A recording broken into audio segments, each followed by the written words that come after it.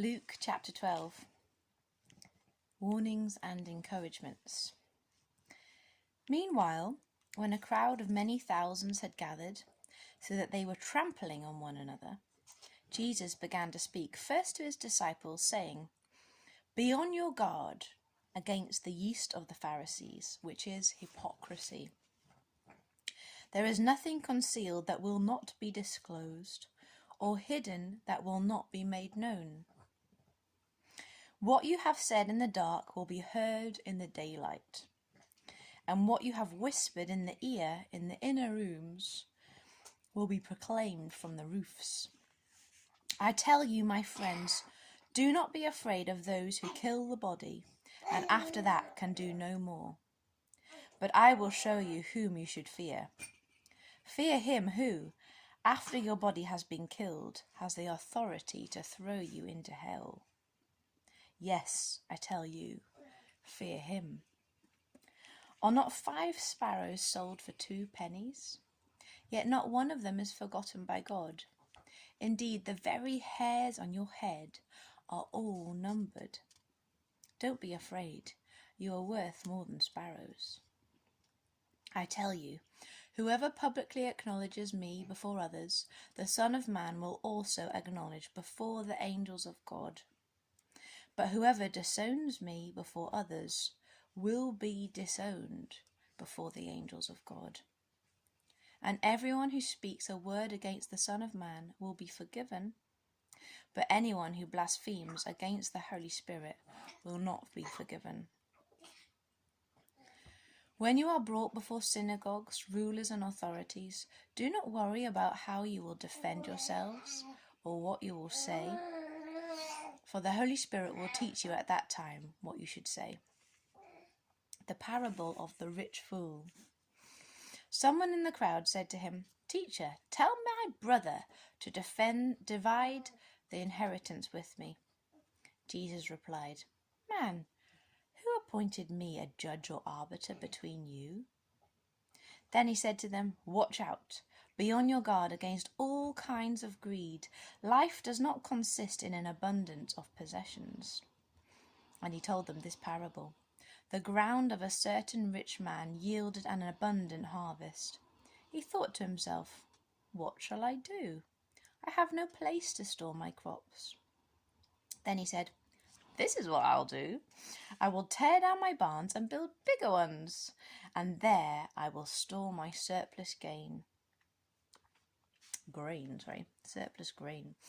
And I'll say to myself, you have plenty of grain laid up for many years. Take life easy, eat, drink, and be merry." But God said to him, "You fool, this very night your life will be demanded from you. Then who will get all that you have prepared for yourself?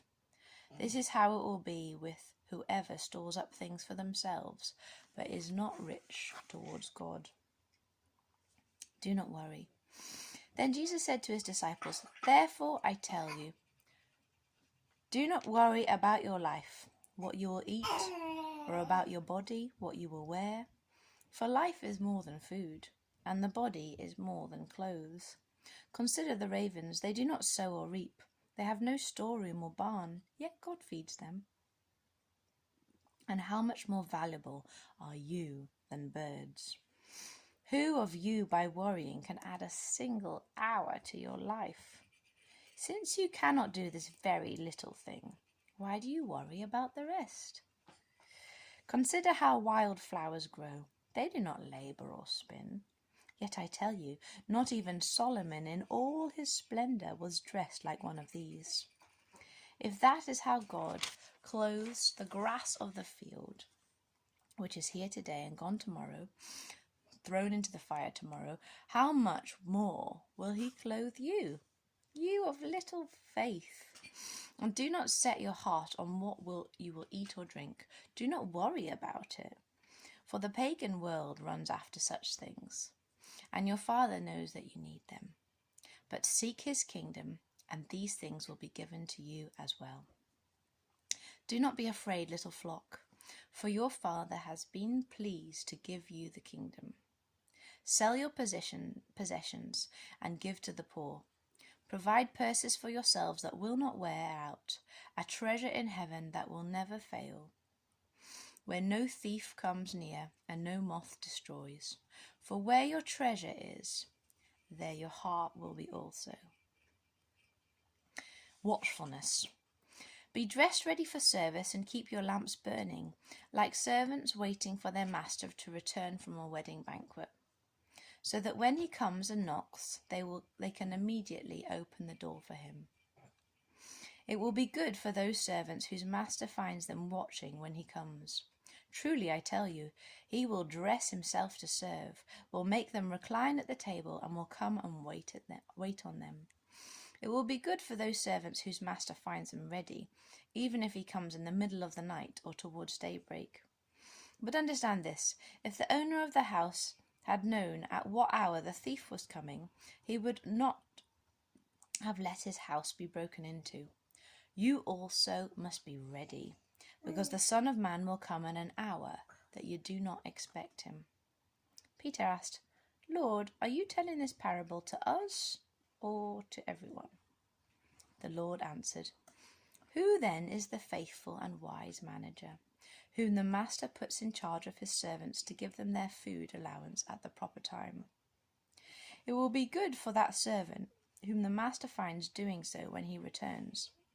Truly, I tell you, he will put him in charge of all his possessions. But suppose the servant says to himself, My master is taking a long time in coming, and he then begins to beat the other servants, both men and women, and to eat and drink and get drunk. The master of that servant will come on a day when he does not expect him, and at an hour he is not aware of. He will cut him to pieces and assign him a place with the unbelievers. The servant who knows the master's will and does not get ready or does not do what the master wants will be beaten with many blows. But the one who does not know and does things deserving punishment will be beaten with few blows. From everyone who has been given much, much will be demanded, and from the one who has been entrusted with much, much more will be asked. Not peace, but division. I have come to bring fire on the earth, and how I wish it were already kindled. But I have a baptism to undergo, and what constraint I am under until it is completed.